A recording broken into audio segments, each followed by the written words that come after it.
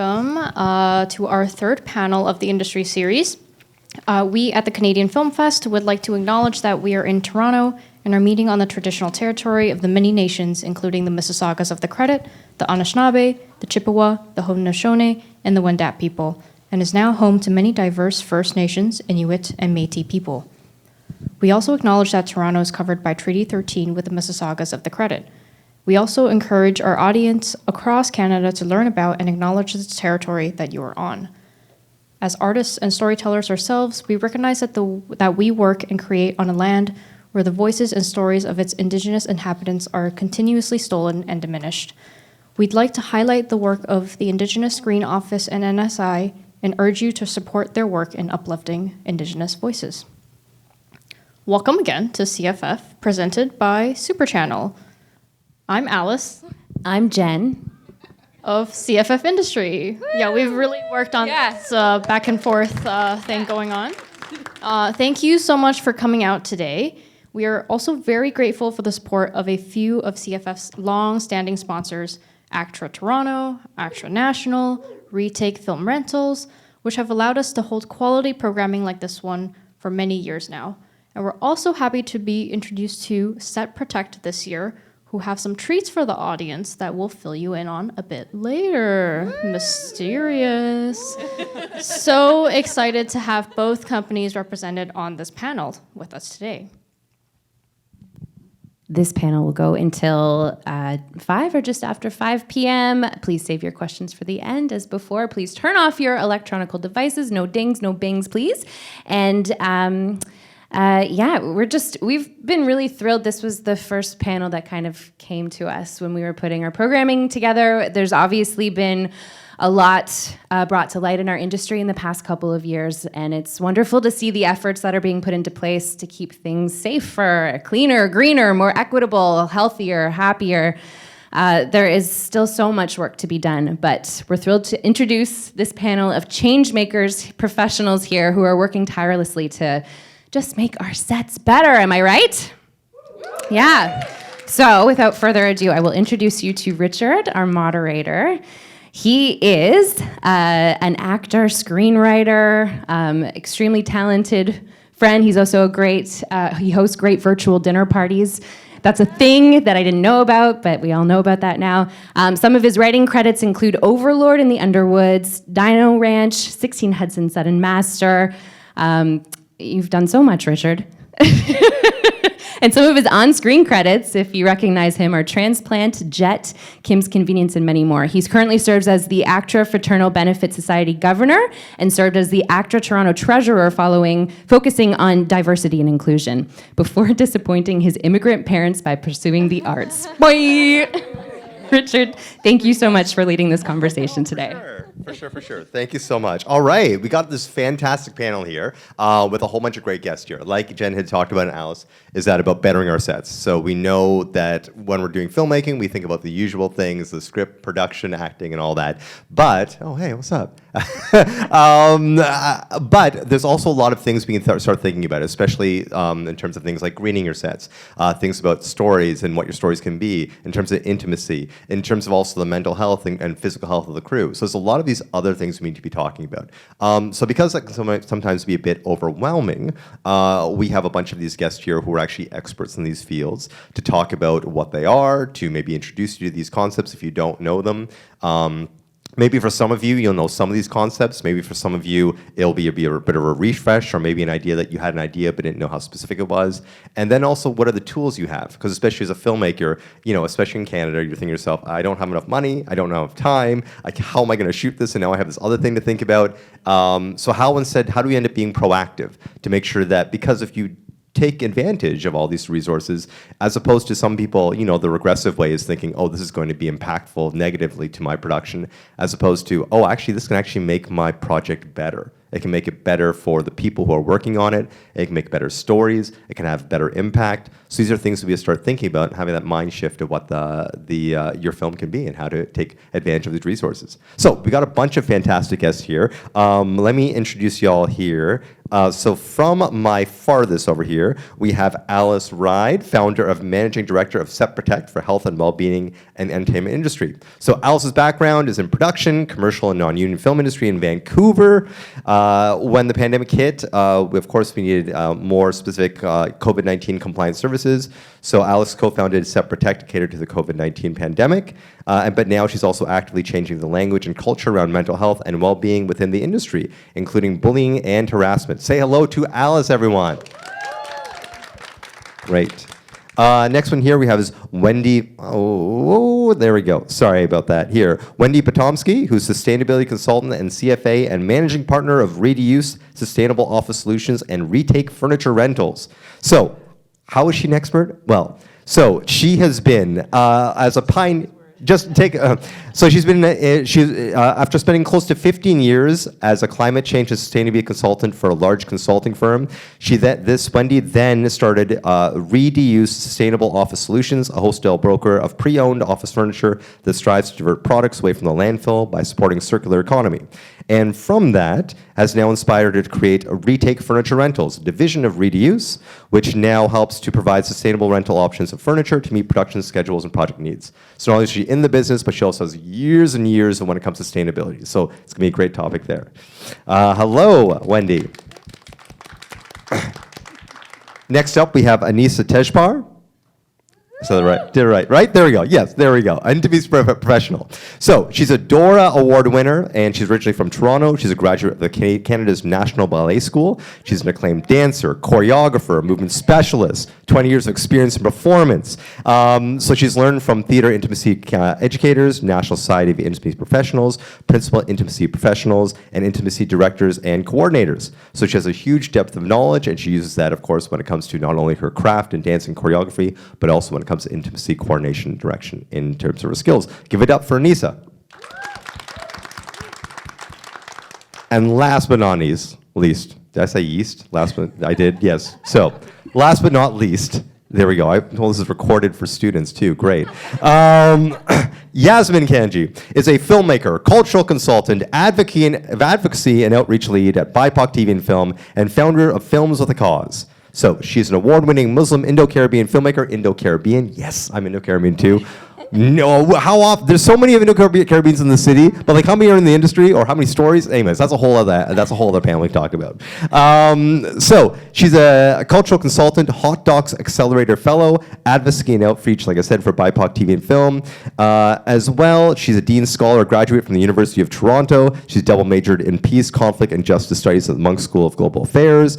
And her first documentary, From Syria to Hope, was awarded Best Short Doc at the 2019 Toronto Short Film Festival, and is now working on a bunch of other things as well. And as well as her films were also an Audience Choice winner at the 2021 Breakthrough Films Festival. Give it up for Yazmeen. Great. Okay, so we got like about an hour with questions and that sort of thing. And usually with a panel, what happens is that usually the guests kind of have like similar knowledge fields, so we jump back and forth. Our guests are different in terms of they have all like really specific skill sets. So I feel like the best way probably to go through this might be like going to deep dive into each one of our guests and then we can already see what are the kind of the transferable knowledge or transferable tools.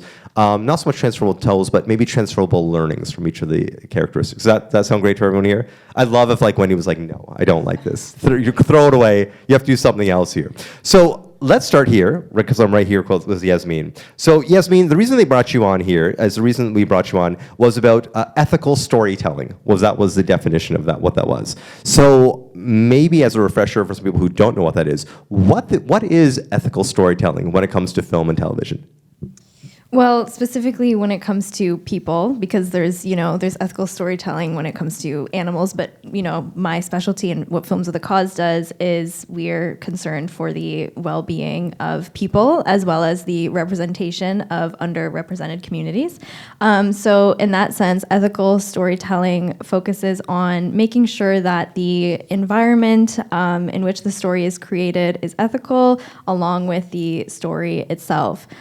So you mentioned I went to U of T, so I actually did a very research-heavy degree in which there were ethical protocols that you had to do in order to complete certain projects. And I was just really shocked because when I started working in the industry, mainly I started out in documentary. I didn't see those ethical tools being put in place, right? And so a lot of people can be hurt in that process.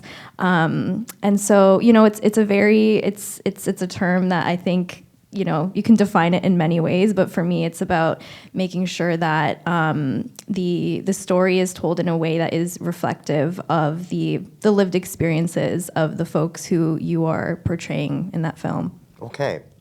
So I think for television, I guess, I know we're going into film and stuff, but for TV, I guess if you're in a writing room, and then you might have, hopefully in a writing room, you have 6 people, or if it's Canada, maybe 3 or 2, who knows. That at least you can have people at different perspectives helping to write those stories or so. But when it comes to film, sometimes there's maybe one writer, maybe there's one director. So when it comes to ethical storytelling, maybe you can be a bit more specific in terms of when we're talking about demographics, whether it be gender, sexuality, ethnicity, the various demographics, and so that I think when people are thinking about this, some people, depending if you go to depending on in Canada Facebook post, people being like, oh, does that mean I just can only tell stories for me, straight, cis, Indo-Caribbean person? I can just tell people that my movie can only be about those people and no one else. And it can't be about different groups, or how can I write about different groups? So I think those are the questions that people come up. The first kind of gut reaction when people hear about that. So what would you say when it comes to those sorts of stories, writing stories for, I'm this. Mm-hmm. Can I write stories about this and also other people, or direct stories about other people? And how do I do that in a way that is inclusive and ethical? Yeah, easy question. Yeah. No, I think it's a really important one. And absolutely, I think it's very possible for someone to tell a story that is not directly, of their own experience. The first question that, I would ask myself is, why do I want to tell this story about, this other demographic, other community? And then what's my current relationship with that community? And from there, I think it's really important to start establishing that relationship in a deeper sense, not only to gain trust of that community, but for your own sake, And so that's what we do at Films with a Cause, is we facilitate those interactions, and we first kind of vet our clients and make sure that this could be a working relationship that will be healthy for everybody. And the other thing is that not all communities are a monolith, right? We can't just say the Indigenous community or the Black community, or So it's really important to consider that when you're working with certain communities that you don't have as much experience with, that there's always going to be nuances that you're not aware of, and specificity in storytelling is so important. And audiences can really tell when you've made the effort and when you're just, making generalized claims about a whole community, right? Mm-hmm. To start off on that conversation, engaging with a consultant, I think, is really important. And just even for myself, so I'm Muslim Indo-Caribbean.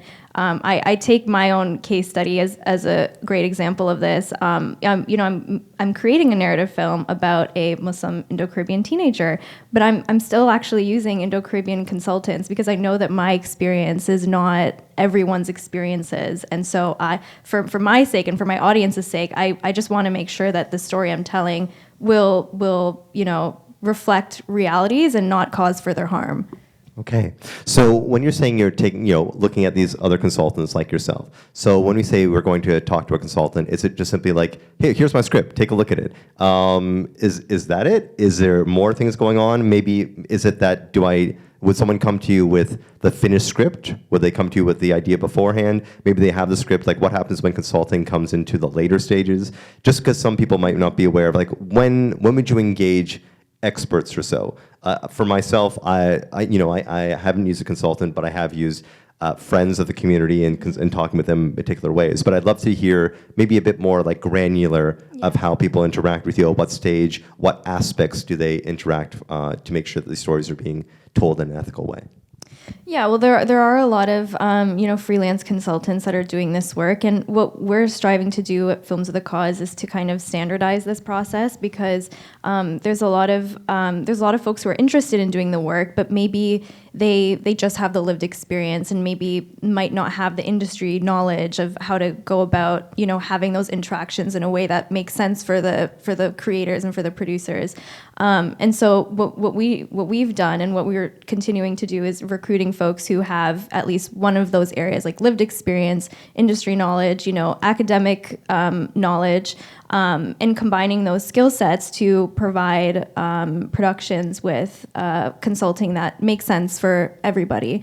And so for us, what we do is, we just take an email. We send you back a Google form asking, what your budget is, what we can work with, getting a sense of your needs, and then we'll go into a process of assessing your preliminary material. So we always recommend coming in the earliest stage possible for everyone's sake, because it's a money saver, it's a time saver. If you have and when you say early, like what would you consider early in terms of? Our best case scenario would be like pre-development. Right, because if you have a concept and say you start developing it and there starts to be issues or errors, then we come in at a stage where we'll help you with those. But for example, we had a case just very generally where we got a script. It came to us feature length. It was complete. It was late development, and even that was actually quite late because we noticed that there was narrative bias. So I can kind of go through certain levels of the assessment. Please do, yes. So level 1 would be, surface level. So are they saying the right things? Are they doing the right things? Or, does it make sense for that community? And then the next would be more so about tropes, stereotypes. Are those harmful, or are those tiring to audiences? And then the third would be like narrative bias. So that's like the foundation of the story itself has a narrative that's problematic and harmful, right? Given the social context of that community. And so the earlier you engage with us, the less chances you have of getting to that issue of having a narrative that is problematic, right? And the other thing, we're all learning. It's not like there's a perfect way to do this, right? But we just try and have very open conversations to make it the best process possible for everybody.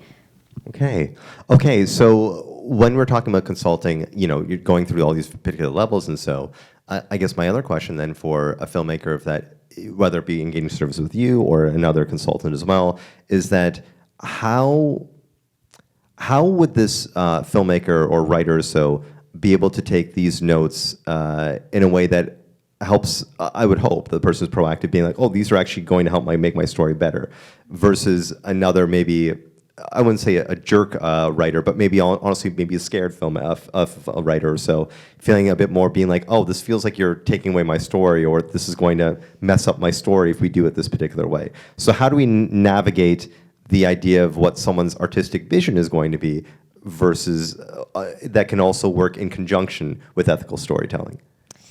Yeah, so we're all telling stories that are very specific, regardless of the story that you're telling. And I tend to believe that the more specific a story is, that the more universal it is too.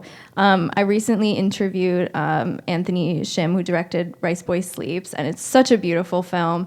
And we were talking about how successful his film has been internationally, and how he brought it to Morocco, and people, and the story is about an immigrant experience in Canada. It's very specific, right? But a Moroccan audience who was a non-immigrant audience really resonated with the film, and just internationally it did so well because it was such a culturally specific film, but at the end of the day, it's about an emotional experience, right? And you can relate to something on an emotional experience if what you're seeing is very specific, right? So I don't have to be from that specific, I don't have to be an Asian immigrant to necessarily relate to that film and to really want to support it, right? But what makes me want to support it is because it's such a specific film that evokes so much emotion, and that it's just a really great piece of art, right?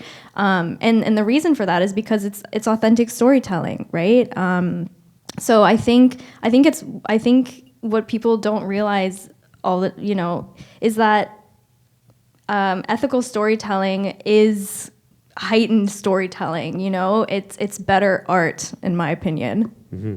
Okay. All right. That's great. Okay. So again, we're going to come back to you later on as we go through the conversation. But I think this give kind of an introduction of overall ethical storytelling is. We can jump back with other questions there too. All right. Let's move on down the line to Anisa. So Anisa is an intimacy professional. I feel like let's just make sure everyone's on the same page here. So when it comes to intimacy direction or intimacy coordination or so, what does that mean in terms of film and television? Yeah. So, hi. Intimacy professionals I guess they're a bit of a buzz right now, the last 5-10 years, and there are many articles written about them of late. Basically, the job itself is in 3 prongs. So prong is a weird word. Prong 1 is basically you're an actor's advocate. So you're making sure that the actors consent with informed consent for everything that they're doing and everything that they've been asked to do. Prong 2 would be to be a conduit kind of between production and the actors, and even within the production itself. So between departments, kind of just making sure everyone's on the same page when it comes to these scenes of, hyper-exposed scenes or simulated sex scenes or nudity or anything like that. And then the third prong would be to support with the movement itself. So sometimes choreography, sometimes that just means, often directors block their own intimacy, but the coordinator is there to make sure that it looks real, that it looks believable, and that the story, the vibe, the energy is transferring into the performance so that the director gets what they're looking for and that the story is told effectively. Sure. Now, when it comes to intimacy as well, or scenes of intimacy, I think we all probably have a vague idea like, oh yeah, that's an intimacy scene. But maybe some people don't realize that the definition can be very broad or very specific. If I'm going to play the part of a dumb person, oh yeah, so like a sex scene. Like a sex scene, people are taking their clothes off, that's the intimacy scene, that's all it is. Is that all it is, or is there different? Thank you for asking. No, it is not. So let me see. Okay, let me try and do a little bit of a list. Sure. Let's see if I can do it. Nudity. So an intimacy coordinator is useful when scenes come up that have nudity, simulated sexual act with 2 or more people, simulated non-consensual sexual act with more than 2 people. That sometimes can also trigger the stunt coordinator being present, and we often work with stunt coordinators to kind of make sure that anything that maybe is violent, there could be consensual scenes that are also violent as well, but that are that they're being done ethically and to everyone's needs. Okay, so I did that. Non-consensual. Okay, simulated sexual acts that are not intercourse.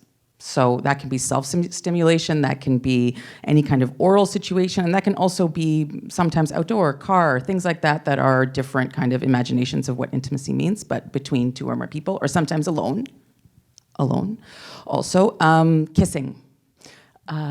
Scenes where there are youth and adults sharing space together. So it's often these come up in familial scenes, so parents and children. So we all see these scenes on screen. The child is in bed with the parents, or the mother kisses the child on the forehead, or so an intimacy coordinator would need to be used on those just to kind of be a conduit for conversations between the family of the youth and the actors themselves and production. And any hyper-exposed scenes that are not necessarily don't necessarily include physical touch, but maybe are challenging for the artists, that they may need some support. So things that include that could be about trauma, or hyper-exposed is really the term that I would use. Anything that's extreme that maybe would put the actor in a situation where they would need support. And anytime an actor asks for an intimacy coordinator, production should support one, or should supply one. Okay. So really anytime. Okay, so that's great. That's great to give kind of and of course it's a non. I think I have the list here. I think you got it here. So it's of course it's non-exhaustive. This can be a bunch of other examples as well. So let's go through kind of like a prototypical example, right? So I'm going to be directing a film or production as a film. In this film, there are 2 people having consensual. It's a romantic comedy, and they finally they're arguing and now they're kissing, and then oh wow, they're going to be going into bed. But then we cut to it because we don't see all that. But there's going to be a lot of that stuff happening. So that happens. That's in the script. Production is going to go forward there. They haven't cast anything, so I'd love to know like when would that production bring on and to be professional, and how would it go from looking at the script to then auditioning to then actually shooting. And let's assume that for this prototypical scene, that both partners will be there will be some nudity in that scene as well. So if you kind of step us through the process, maybe some people are aware of what goes on, maybe people have not done this, but they want to do it for future project. So they should be aware of what kind of the production steps are in regards to having this scene, which is going to be two people, consensual sex. There will be nudity. Here's the script. Production's like, cool. We're about to shoot. Maybe we have time to rewrite it. Who knows? So yes, please walk us through that. Okay. So ideally, I can't say intimacy today. An intimacy professional, thank you, Ashley, for laughing, would be brought on as early as possible. So the second that this gets greenlit, the second that we're going to make this, call your intimacy professional to kind of take a look, because it's really great. Casting disclosures aren't happening all the time, but they are really great when they happen, because then the people who are submitted and the people who come on board, or even auditioning with casting directors, know that there's going to be some nudity in it. They know there's a kiss in it. They know they're going to fall into bed or whatever it is, so that we're not, and waste of time is the wrong term, but we're not pursuing actors that already know that this is not within their boundaries. So putting that in a casting disclosure is a fantastic thing, and I encourage everybody to do that if you know, so that you're getting performers that have some information going in. So I'll read a script. I'll usually create something like a risk assessment of some kind of where I see that I could be of use. And then the first thing I would do is, we all have read these scripts where it says, and they kiss. And you're like, open menu. Open menu of what that means. So the first thing I would do is speak with the director. What does "and they kiss" mean? Where are they kissing? Are they on a street? Are they in a room? Is it on the mouth? Is it on the head? Is it on the hand? Oh, so many questions. It opens up a Pandora's box. It's a very fun conversation, and we talk through everything that the director would like to see, everything that they envision, their wildest dreams. It's a very, fantastical conversation, and then I will go away and converse with the actors about it. Often the actors have had a conversation with the director already. They've met the director, they have an idea of what they're walking into, but I will go in and make sure that they have all the information they need to make a decision as to how they want to move forward, and if they want to move forward with this kind of action. They can say no at any time. Consent, if you can't take it away, isn't valid. Then you're under duress, right? So they can be like, I'm not super into the back of my body being seen, but I'm really cool with the top of my body. All those kinds of conversations then happen, and from there, I'll have to either circle back to the director, or if, let's say, they're like, cool, I'm good with all of that, fantastic, and so then I will go along the process of creating the information that goes into a legal writer. I'm not a lawyer, I wish I was, but I'm not. So I can't write the writer, but the legal department can. And so I will just supply the information, the detailed information that goes to the legal department to then write a writer, which will then be signed by the performers, approved by the director who has seen it, read it, knows what's on it. The ADs know what's on it. The script supervisor knows what's on it. So let's just jump in when people say a rider. Like what is nudity? Like, well, okay, what's this legal thing? I don't know. I thought they signed a contract being like, cool, here's the actor. Right. Oh, yeah. What's going to be in this rider? So the contract is one thing. That's you're going to do this part. Yeah. The nudity rider is, and you're going to show the back of your pelvis on screen, right? Okay. Actor will not. That's on a nudity rider. So it's really just, again, as much detail as possible. Details are the gift. Because within boundaries, we can hit all the edges. Without them, we don't know where we are. We're floating in space like the Earth. We don't know what we're doing. So to know what we're doing, to know how we're going to do it, to know what everyone's consented to, actually saves money and time. It really just does. It's a lot of awkward conversations that don't need to happen. I'm having them all. So yes to awkward conversations. So in that being said, once the rider has been approved and signed and everything, it should go into ACTRA 48 hours before you shoot that scene. Should is the word I'm using. It doesn't always happen, but should is the word I'm using. Then we can shoot it. And ideally, we have a rehearsal of some kind.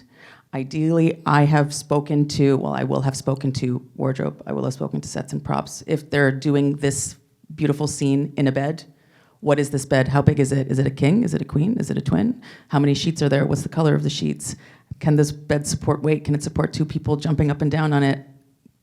All these kinds of questions. Mm-hmm. What are they wearing? How does that come off? Are there 18,000 buttons?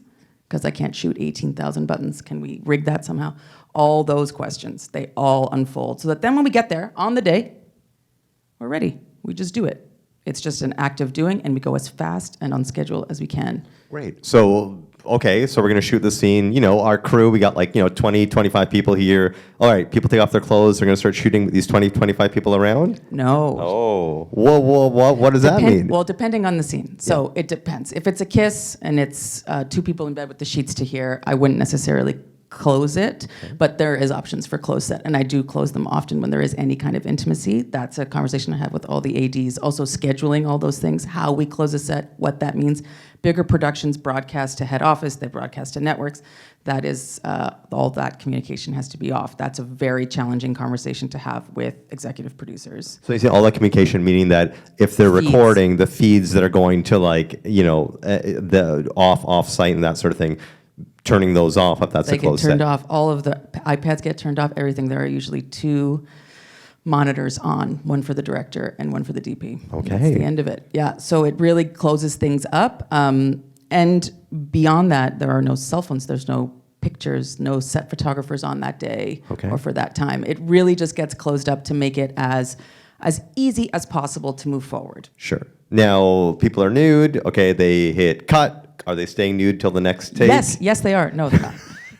Wardrobe, this is my favorite people, are the wardrobe people. They know everything. They always know everything. They have all the good gossip and they know how to do everything. So they run in. So anyone who's on set that day, the keys, they run on with robes. Robes are a huge part of our job. We also, mouthwash stations, all that fun stuff to keep everybody clean and happy and moving on to the next one. Okay. But yeah, usually between shots, we open the set again because lighting needs to come in. People need to come in and change things. Set deck needs to come back and reset.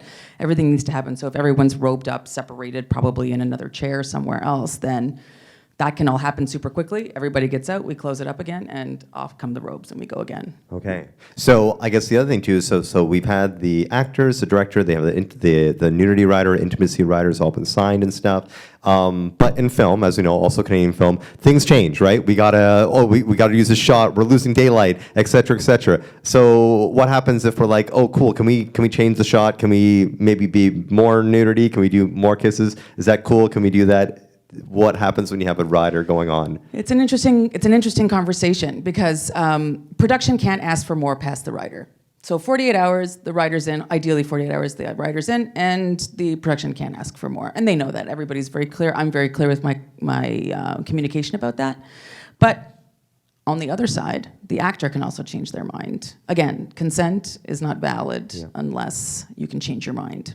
So if that day the actor says, I check in on the day all the time. How are we feeling? I bring a piece of paper. Is this still true for you? Are we still moving forward the way that we said we would?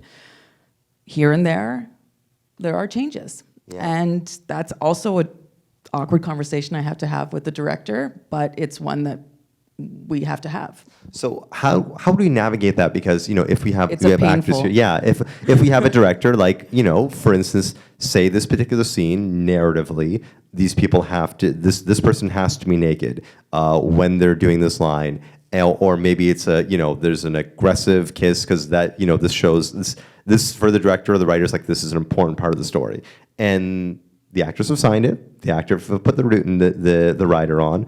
But on the day, they can't do it. They can't do it. So I would love for you, no names or nothing, but navigating what happens and how do you change or not, or the accommodations. I know some people say it's like an actress set being like, some people would be like, well, they signed the writer, so if they're not going to do it, then they voided the contract. So do we not hire them anymore? And I'm assuming that's not. So you can't be like, oh, cool, you don't want to do this? Cool, you don't have to. You're fired. I'm assuming that's not the discussion we want to be having. So how do you navigate that sort of thing? I mean, it's going to be hard and it's going to be awkward and it's not going to be an easy conversation. But remember that sometimes boundaries are a gift.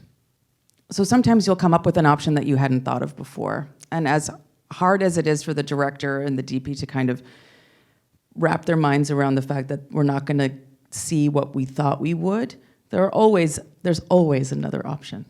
Always. There's always a way to shoot it differently. In the moment you go, okay, you know what? They don't want the back of their pelvis shown. Let's shoot them from the side. Let's backlight it. Let's put it all in silhouette, and we'll see the space between their bodies. That's one example. But that's when the heads of the creative side of things kind of come together and have to be like, okay, this is our issue.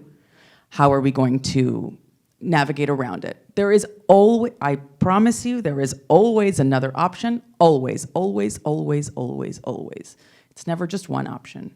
There are always ways to move around it. And I've never had a situation where it wasn't managed in some way. And that ultimately, they shot something that they didn't anticipate they would love and ended up loving. Yeah. And ended up it being integral to whatever they were creating. Mm-hmm. It is more important to care for the person in the moment. You know how painful it must be for that actor to be, I often think of that, to come to set that day and be like, I just can't do it. You know how hard, they must have tossed and turned about that. And it doesn't come, most of the time the stories we hear is that they pushed through and they did it anyway. Yeah. And I'm trying in my small way to hopefully give people space to be able to not live traumatic experiences at work.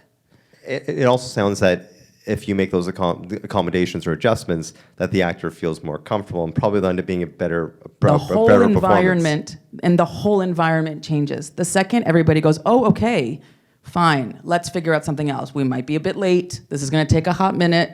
Let us figure it out. But immediately the dynamic on set becomes one of collaboration, becomes one of empathy, becomes one of friendship, and everyone supporting this person. Because like I said, can you imagine waking up that day and actually facing yourself in the mirror and going, I just can't do it. I said I would, and I can't. Yeah, yeah. That's not an easy thing to come to set and say to me or anyone. So, but with a job like mine, I often get the opportunity to give people space to do that, and that's what I really enjoy. It's really hard to say no to Steven Spielberg. It's a different situation than saying no to Anisa Tejpar. So it makes it just go down a little, it's supportive, and that's the point, is that we're trying to support each other. We're trying to make the best possible thing that we can make. There's a reason why this person is the actor on the job, because they're the best actor for this part, whether they show the back of their pelvis or not. Yeah. It's interesting as you bring this up, and I want to bring it back to Yazmeen, is that, we talk about the actor saying, this is something I don't want to do, or even whether it be on the day or even before, being like, no, I don't feel comfortable doing this. Yazmeen, it could also be the writer-director getting notes from a consultant being like, no, don't do it that way. And I find that for myself, as a screenwriter, I think one of the best feedback for me was that sometimes we might get feedback from the showrunner or production saying like, no, we can't have this for whatever reason, and even unrelated to ethical or intimacy, being like, oh no, this is too much money, this is expensive or so. But what I remember showrunners told me, and what I've learned about this, is the idea of what is the note behind the note. And so for my example, I always use is okay, in my film, I'm gonna have a car chase. We need a car chase, it's super action. And they're like, no, car chase is too expensive, and don't do it. And I'm like, oh, but this is important. But the note behind the note is that, okay, this is gonna be too expensive, but I need to have a scene that has a bunch of high octane energy, a bomb threat. What about we're gonna defuse a bomb, and that's still kind of the same sort of excitement, but also is cheaper.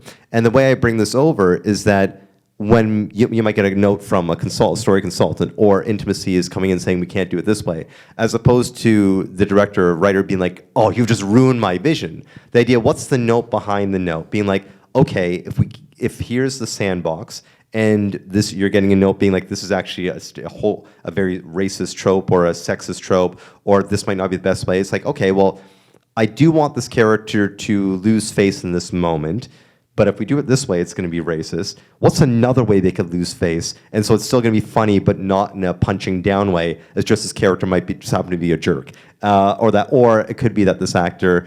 How can we still get these maybe the intimacy or the comedy out this without having that shot or so? So it There's sounds like always another option. Yeah, this There's note always. behind the note, and I think it's important to for these directors or writers or producers to look at that as opportunities or gifts as opposed to someone stamping over their vision.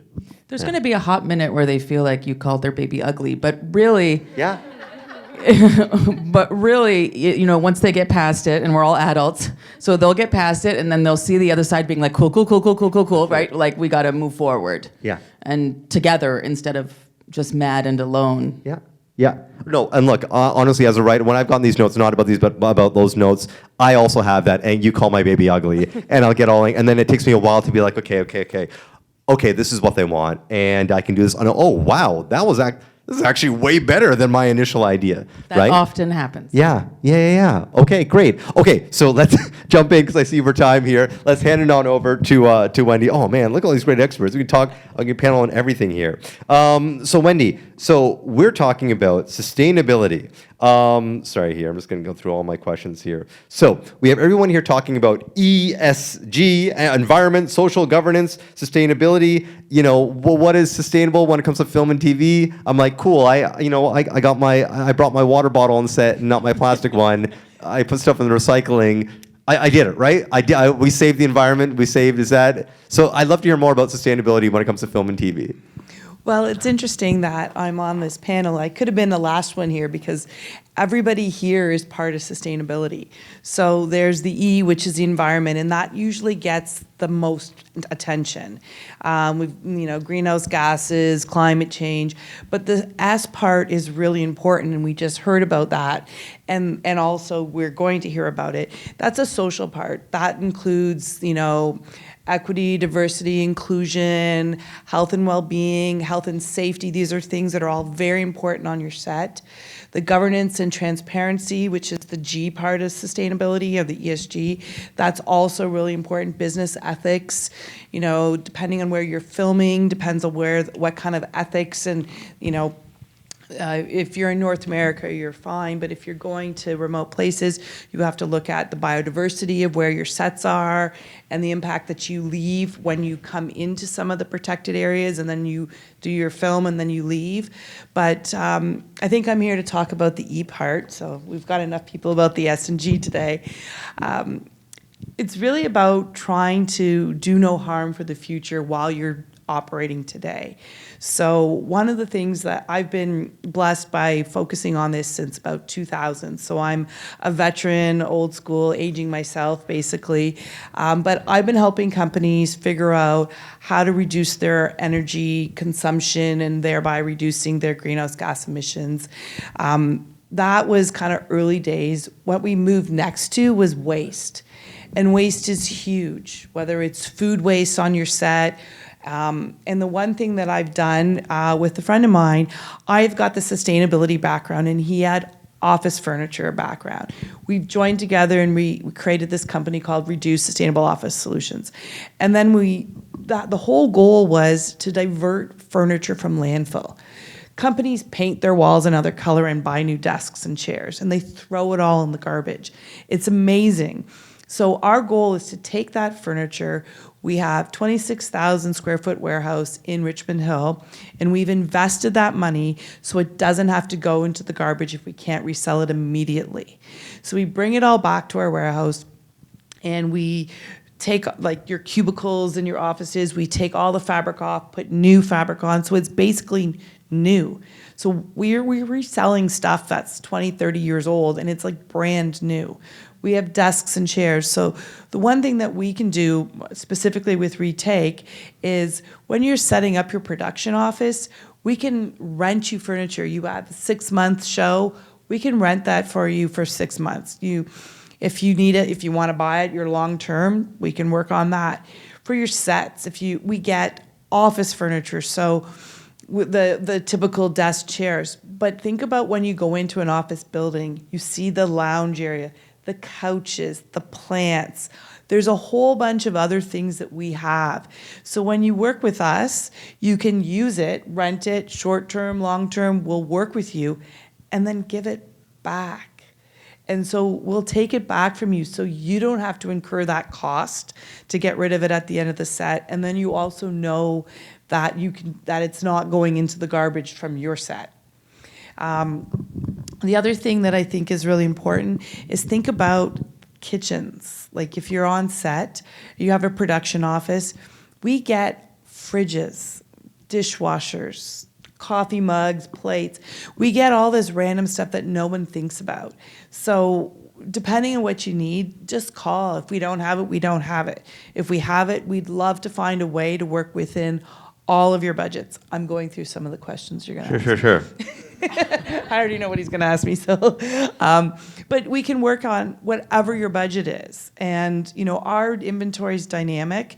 So every day we get furniture in and we get it out because we have a business that we sell to retailers. So we're wholesale sellers. So our prices are really good.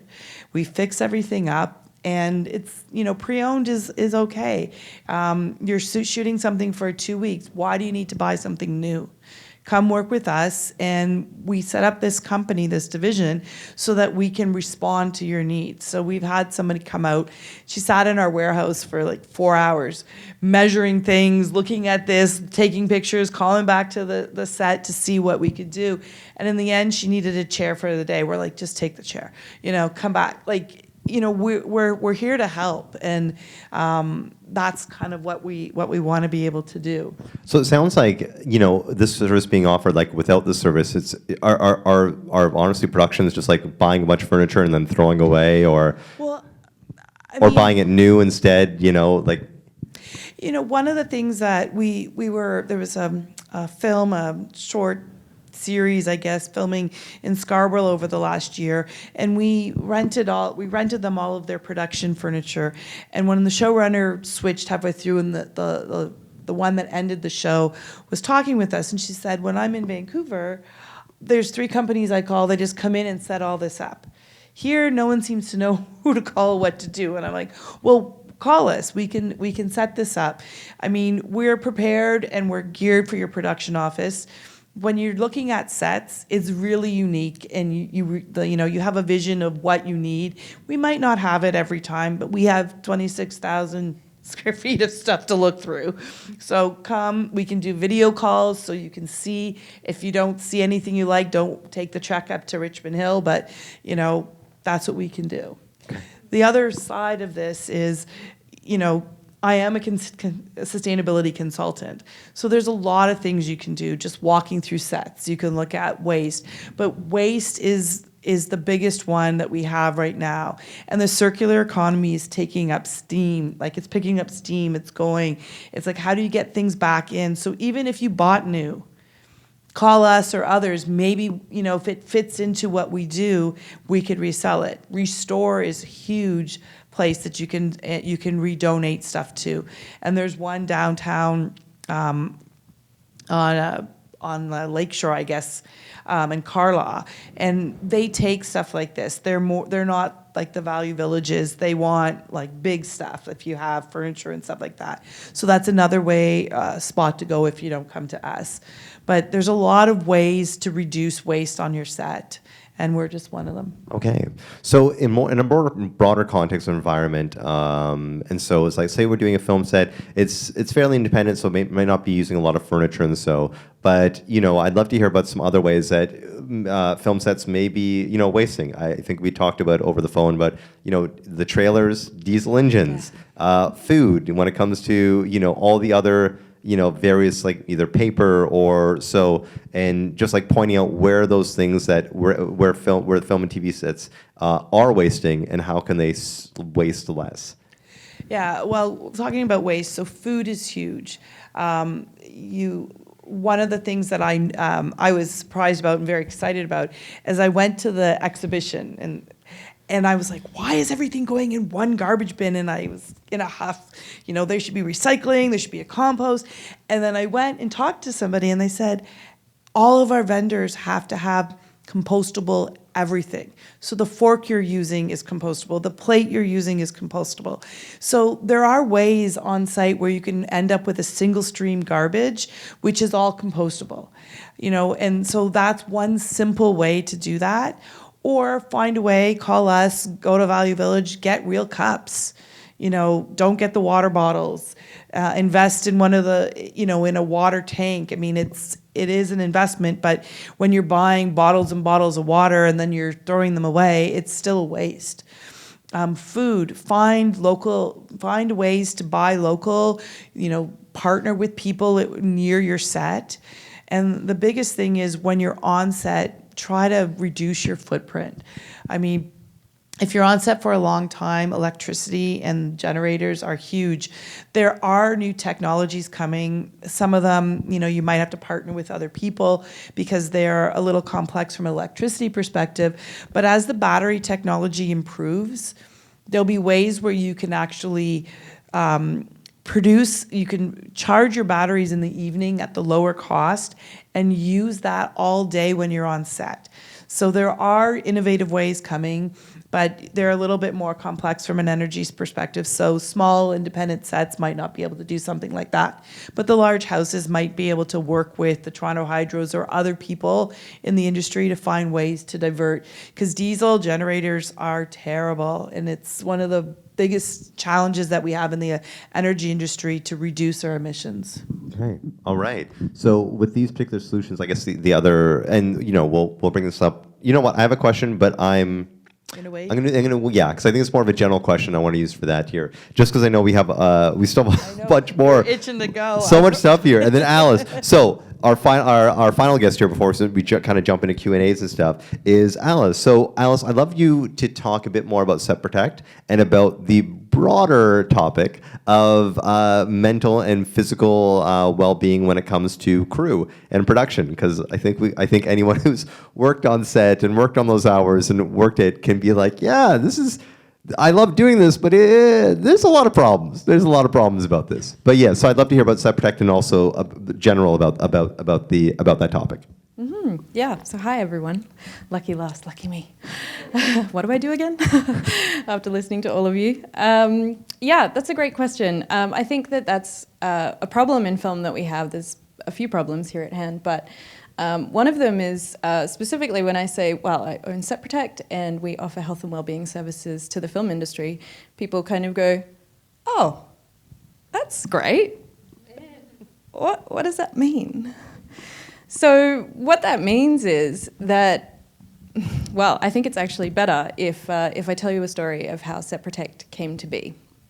So, like Richard said at the beginning, we started off in 2021 as a COVID business. We were a full-service COVID company, so we did the on-set stuff, we did all testing, everything that was offered for production.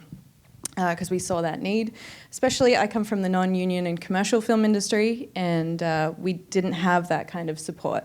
There's not a lot of support in that realm for a lot of independent filmmakers. I'm sure that you all come from the same background of being non-union, which means that we don't have that support. It's kind of the Wild West, really. So I was working in production. I saw that there was this need, stepped out, started doing work for Set Protect. We were busy doing that. And we started seeing that people were not okay. And from all different types of people at different levels. So from people that we were calling to tell them that they were COVID positive and they were having anxiety attacks on the phone. And it was a really scary time, in 2021 when we were telling people that they were positive, still weren't vaccinated, and people had work to go to, they had to isolate for 2 weeks. It was still really scary. So us telling people that they were COVID positive and having these types of reactions was really difficult. And I think that when we signed up to offer COVID services, we didn't really know what we were getting ourselves into in terms of that. So that's one example of, and that's kind of even from a PA level, everybody was, none of us were exempt from being scared of this pandemic and having our own traumas associated with that. And then, I would go to a tech scout, go to assess the production, and I'd say, hi, head of department, how are you today? Just a casual, how are you?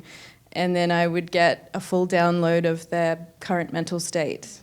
and which, is great that people started seeing our business as a safe space to talk about their mental health, but we weren't equipped to be able to deal with these people and their issues that they were going through in a meaningful way. So we continued on doing our COVID work and, dealing with other people and also our workers as well. We had people on set that we would send, the COVID monitors, which I'm sure you've all had on your sets as well in the last few years. But we had a whole team of COVID monitors that were going to set that we also saw the decline in their mental health. You mentioned as well that Set Protect stands for bullying and harassment, and we are strong advocates for bullying and harassment because of that as well, because our hardworking COVID monitors that were going to work on health and safety and for the safety of the crew that were so passionate about keeping people safe were unfortunately subject to bullying and harassment. Sometimes, not all the time, but because they were the outlet for, people were over the pandemic, and so were we, who was into the pandemic, and but unfortunately they were the outlet for some of that rage or frustration or however people were taking it out. So we saw the decline in our own workers' mental health as well. So it was kind of from all angles that we were seeing this. And then from there, it was like, okay, we've got to do something about this. So we started training. We took training in mental health first aid so that we could just be able to serve our film community better, to be able to talk to them in a meaningful way that helped them and guided them. And then it was through this lived experience and this training that then we started to build this health and wellbeing part of Set Protect, because it previously has not existed.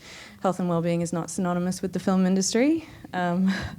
And so, and then that's where we are today. So actually we just wrapped up the COVID chapter of Set Protect, and 6 weeks ago we just relaunched to offer health and wellbeing services. So this is all very new, but we're very excited. And so to come back to what health and wellbeing actually looks like in the film industry, we're actually in this really amazing position right now in time where the pandemic is coming to an end finally.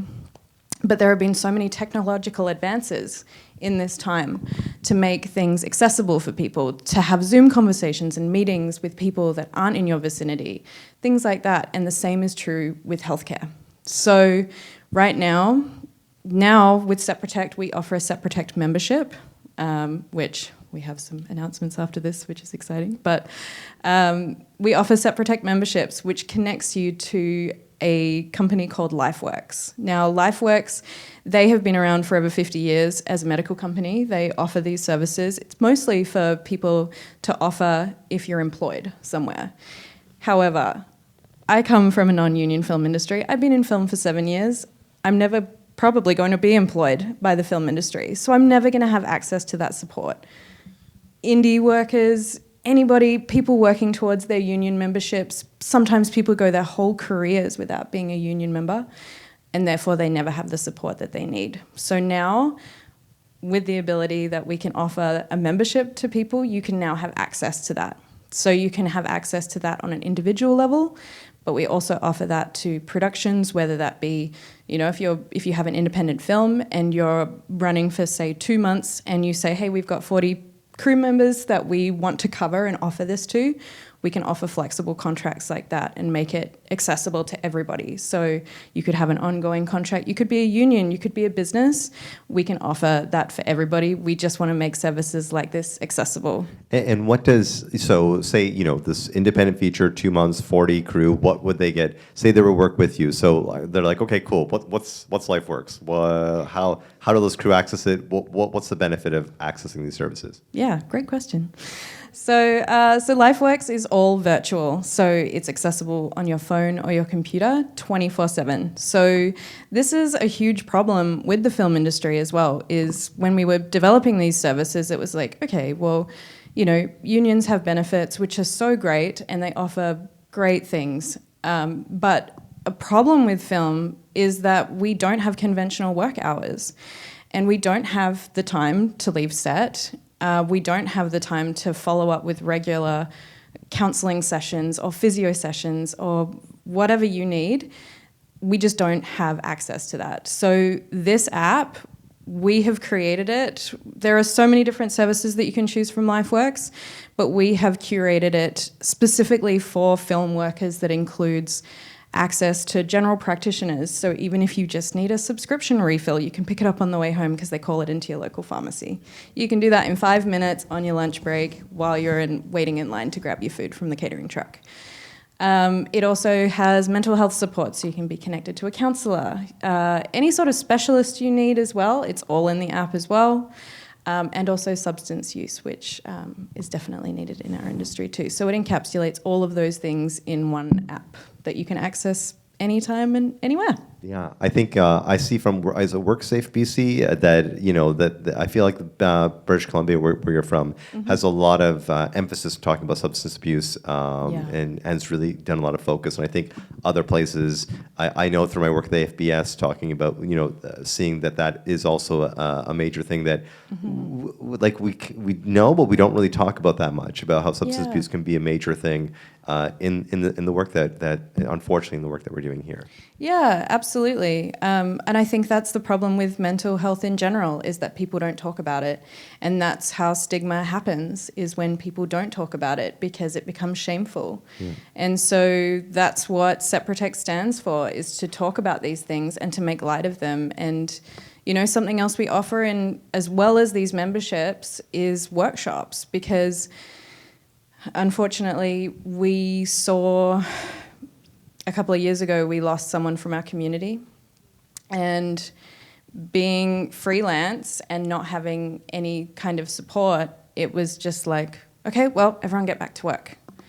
And it was like, well, okay, sure. But, what would have been really great was some sort of trauma or grief workshop to get all of those people that were affected by those the teams of that person that we lost, anybody that wanted to get together to actually work through those problems. And so, because substance use is so real and it exists, and we need to provide that support as well. So not only is there support through the app, but there's also support in terms of workshops and things which we can set up now if and when that does happen.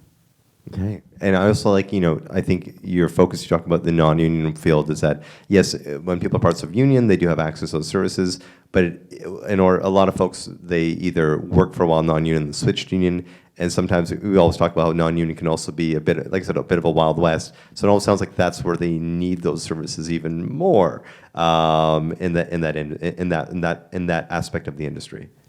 Absolutely. But I would argue as well that it's needed in the union world too, because of the inaccessibility of film and our unique needs as film workers.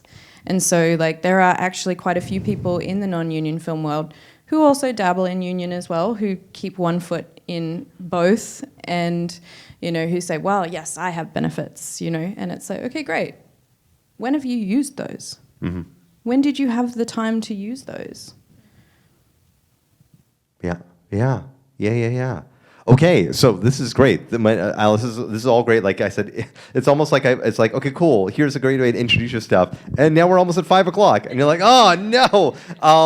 Before we jump into questions, I think the bigger, broader, and this is for everyone, and I'll hand off this mic too as well, is right now we've introduced everyone here, and also virtually and stuff, to 4 particular fields of expertise, being like, oh wow, my mind is blown that these are all this cool, interesting way to do it.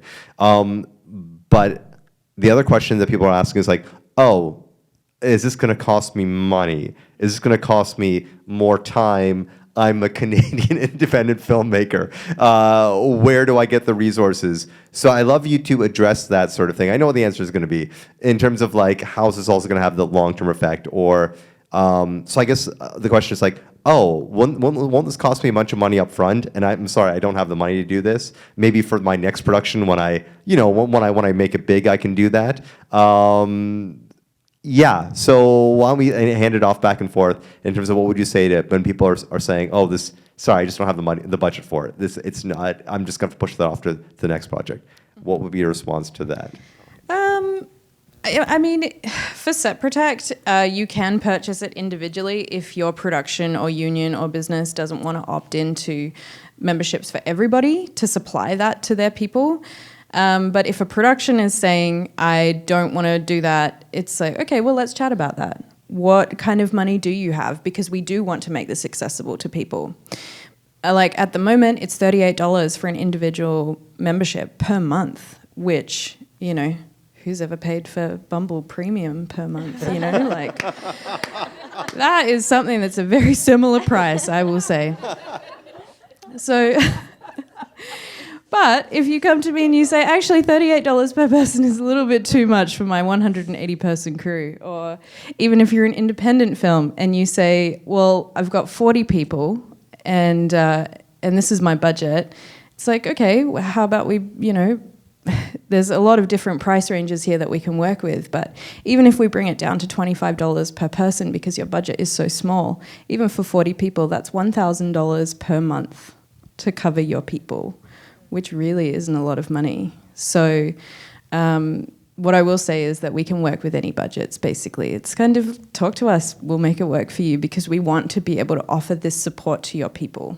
And Alison, here, so I'm going to grab the mic back here. It also sounds like, and I guess obvious is that if people have this resource, that means they might not have high rates of absenteeism, as opposed to like if all of a sudden I just couldn't come to set because shit got real, and how much does it cost when crew doesn't show up or a fight blows up, and how much does that impact the budget, as opposed to you're able to diffuse that earlier on? Yeah, absolutely. Just making sure that your people are well physically and mentally to be able to perform at their best, and they want to turn up to work and they're not burnt out. And, you know, I think that it adds a lot to the final product as well if your crew is all happy and healthy together. Yeah, I would say the same for Films with a Cause. If you're interested in hiring an equity consultant, specificity consultant, you know, whatever it might be, we're doing this work because it matters to us. You know, I started this because I was really tired of seeing flawed Muslim representation, from as little to saying the wrong words in a prayer to assuming that, you know, we're all either perpetrators or victims of violence. So, you know, we're working as a team on this project because we genuinely want to improve the representation of our communities on screen and behind the camera. So we will work with any budget. And, you know, echoing what everyone has said, when you do that work, you're saving money in the long run, right? Imagine you come to a consultant, you come to us, you know, in post, and there's a whole scene that, you know, you spent so much on, and you realize like that's going to do a lot of damage in the long run, right? Even for your audience and marketing and whatever, you know, in the economic sense, like it makes more sense to come on board and to budget for that. And, you know, just think about what happened in the pandemic and how we put, you know, we had those line items for a COVID, you know, COVID coordinator, or all, like how expensive those tests were, right? That we all had to have, right? Like when you really want something to happen in that budget, I think you can. Yeah. And Yazmeen, I'm going to say too, as an example, or should I hand off this mic? There's an example that I remember hearing from someone else, is that there was this particular project that ended up being greenlit, and it had gone really far, and it was about, you know, it was about this particular demographic, and the person who wrote it was not about demographic. And after they greenlit, they were trying to get directors for this project, and the directors were of this demographic, and the directors look at the script and be like, I'm not going to be part of this. And then it came to the point they had to like do massive revamps on the script. So it was like so much money, and if they had just done that before.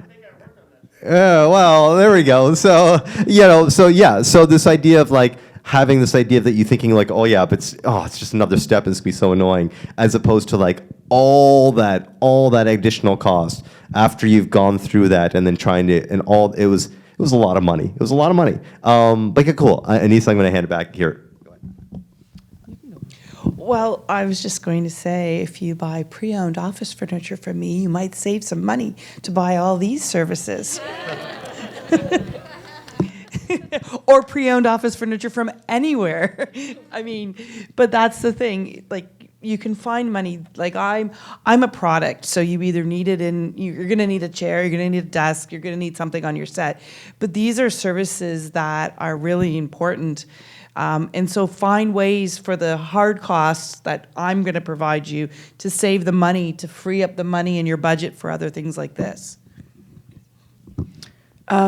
So I'll start with this, that the fees for an intimacy coordinator depend on the budget of the film, but I work in a collective. I'm going to shout them out, Intimacy Coordinators United. And we very rarely, unless the project is ethically not in line with our values, we very rarely say no. We will always try and support. Like Alice said, we don't want to not support actors, and we don't want to not support productions in making their sets as awesome as possible and as safe as possible and as communicative as possible. So we generally make it work, even if we work on it as a team or somebody will take one end of it. We also consult. So sometimes we'll come in to just chat with production about what they can do, and then we'll show up on the day only. You know, there are ways. We will make it work for, and we've done like shorts, indies, we do big episodics. Like we run the gamut on what we kind of can support, but it would, unless it's like not in line with what we feel comfortable doing, or it's a story that we don't feel comfortable telling, which sometimes happens. Other than that, we would help you. Well, I will actually further what you're saying as well, to say that, yeah, I think that in our line of work as well, which there's a lot of crossover with what you do as well, with maintaining mental health on screen, and like I'm doing for the crew, and together we are this lovely mental health combination. But I think that goes hand in hand with the work that we do, is that we just want this to be available to people. We want people to have the support, and we'll make it happen in whatever way that we can. Yeah. Okay. So we're at 5, and so I want to be very respectful of your time. I have no life, so I can stay one forever.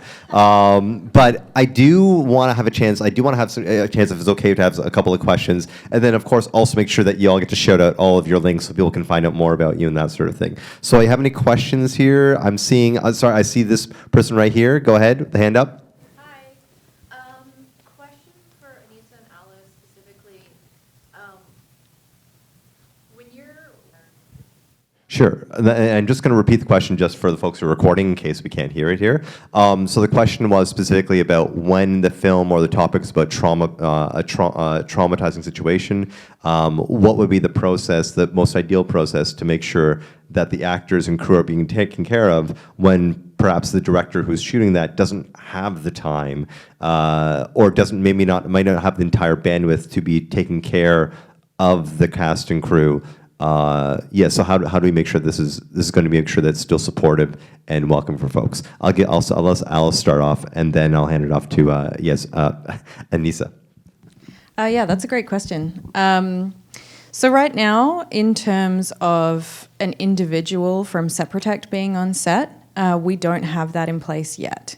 So there is a nonprofit in the UK, for example, where they have what's called wellbeing facilitators, and they have one person that's on set every day that's taken on by the production, and they hold space for people to go and talk to about their traumas or whatever they need to talk to them about. That hasn't started in Canada yet. However, there are lots of talks about it in BC, and we are working towards creating a position where that person actually exists on set. This is going to be a work in progress for a little bit, which is why Set Protect memberships are here in the interim, so that you have the power yourself to take it upon yourself to go through a counsellor or whatever you want to do on your own accord. But I will say that the workshops that we offer as well, I was actually talking to Jen about this a couple of nights ago, and who produces as well, and she was saying, actually it would be great, we had a trauma scene in what she's filming right now, and she was saying, as the producer, it would be great, that we could get a workshop in to offer a trauma workshop for cast and crew, because you're right, you don't know what people's triggers are and what their lived experience is and what they're watching and what they're working in. They could be going through their own things. So I will say that it starts from the top, and if we can get this money budgeted in and producers, directors, that they know that these services exist, that then we can offer that and say, hey, we've got a scene of trauma today, and say, do we need to get this workshop in? We can offer that now. So I think Alice said it all. I mean, if I was on a project that was like that, it would probably be a case-by-case basis. I would assess what the actors needed and what the vibe with production was. But I have been on sets, and I'm looking that way, where there has been like lunchtime workshops, which have been really great and supportive for folks about the subject matter. I was also just on a production that did in pre-production, there were all these workshops like trauma-informed practices and things like that that I encouraged production to take based on the content of what we were going to be shooting. And I think it just helped everybody also bond a bit on the fact that we were all telling this story together and that we could share a bit about what we learned together. But then for specific casts who have to perform these things, it's kind of a different skill set than just observing it or reading it and knowing that you're telling the story as a crew member. So I would probably advocate to have somebody check in with that person all the time, maybe not necessarily practically on set all the time, but someone like a phone call away type deal. Maybe from membership. I have heard that, I'll hand this over, is that I know with, not particularly with trauma, but I know that there have been some television programs when they had like, especially because this particular show was specifically about a different show, about a particular demographic. They had like a diversity, inclusion, and belonging consultant who is on set, not every day, but also there for either the cast and then also too, if there was crew of that demographic, to also be like, can I check in and have a chat and that sort of thing. Yeah, because it also sounds too like you're talking like, sure, you could be, the actors can maybe be okay with the scene of trauma, but what if I'm a boom op and I'm doing this and then this is starting to bring up stuff like who do I talk to? personal histories also. For sure. Yeah. So I also work at BIPOC TV and Film. I'm the Advocacy and Outreach Lead, and we've just started a new program called the Racial Equity Facilitator Training Program. So we've selected 10 folks across Canada who have been doing this work just by virtue of who they are on sets, and they're being trained by experts in the field to be racial equity consultants on sets in this way that you're speaking about, to be there for people who might have experienced something and might, not be comfortable going to the producer to talk about that experience. So to have someone there to facilitate those conversations in that sense when it comes to anti-racism, very important. Great, awesome. I think I saw one question here. That seems to be probably our last question here. Please go ahead. My question is for Anisa. So it has come to light that a lot of acting training institutions are problematic. How do you do that work? Okay, and I'm just going to repeat the question for the recording, is that when it comes to places that train actors, your point you're saying is that sometimes when it comes to some particular acting teachers or so, they work on, they sometimes focus on erasing people's boundaries. So what is the work that intimacy coordinators or professionals like yourselves, do they work with acting training institutions, and what is the work that goes on there to make sure that you're training the actor but also in a way that still respects their boundaries? So it's a great question. So I actually teach at Toronto Metropolitan University in the dance department, not the theater department. I come from a dance background, as Richard mentioned, and I went to ballet school with Ashley Rains, the festival director. But in the dance program, I have started, it didn't exist before, a consent and boundaries workshop series for the dance artists, because dance artists, like theater artists, I mean, my body's your body is my body is our bodies is we're one thing, and that, as we know, hasn't been working super great. So advances need to be made. So I've been developing it for a couple of years. I'll be honest, I'm even new at it with dance because I grew up a certain way and I'm trying to, unlearn some things myself. So we're all kind of trying to move forward. In the theater, in more theater stuff like that, I can't speak to it specifically in a school setting because I'll be honest, I haven't done it for actors. But on a set situation, okay, great. So in a set situation, yes. So after I've spoken with directors and after I understand exactly the story that we're telling and how we're telling it, the energetic level, the nudity, all of those specific, very logical, specific things, I always have an intake call with every actor performing any of those roles. And in that call, we talk about where they're at, what their needs are. Some people are more forthcoming than others. Like I've had the calls where they're like, I'm good, I don't need this call, I'm busy, I'm on set today, bye. So it's an imperfect situation. Ideally, if there's something to share, there is sharing. But sometimes it's challenging. I really try with my good sense of humor and, I try to kind of break down a bit of I want to make this great for you. I want to pass on information that will make your experience better. And that will also make everyone's experience better. If you're happy, it's happy, But yeah, it's an imperfect, but I do talk to every single person that is in every scene that has a situation. I've never not talked to somebody, whether it's a phone call, a Zoom call. I always make sure I touch base with them prior.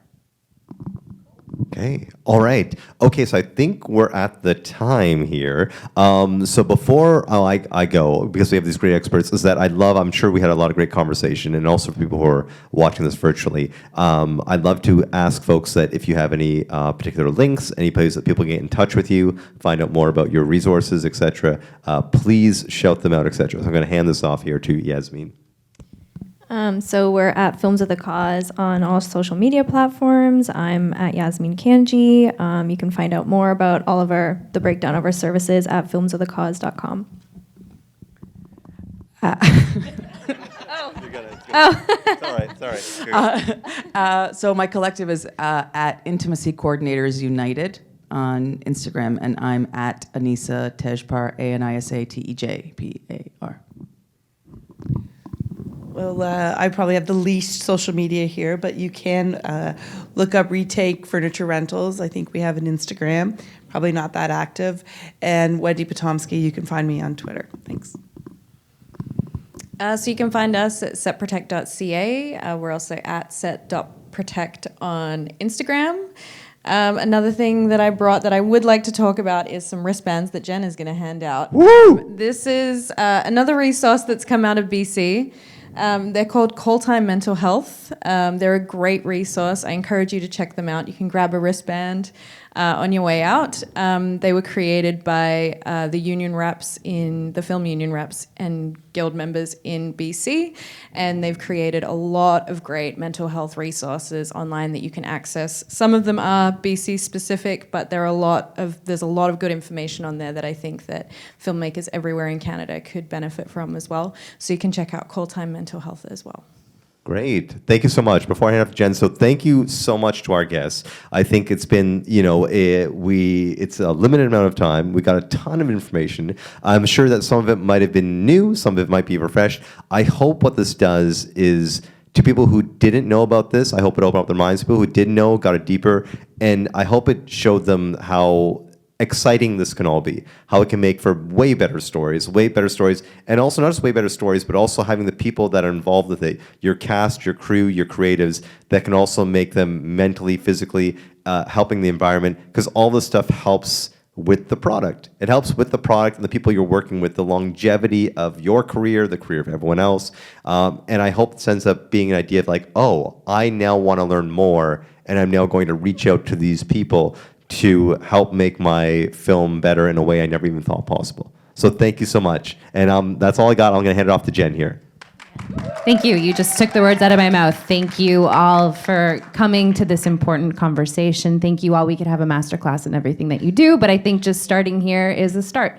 So, and thank you for being accessible, I think above and beyond. So it's Awesome. Thank you, everybody. We have a really important, exciting In Conversation masterclass tomorrow afternoon. If you have ever been in the business of making a short film that then got turned into a CSA award-winning feature film, which then propelled you into working in television for Netflix and CBC, you're not going to want to miss this conversation with Warren Pisanoda and Yazmeen Mazafari tomorrow afternoon starting at 4 p.m. back in this theater. So we hope that we see you there tomorrow.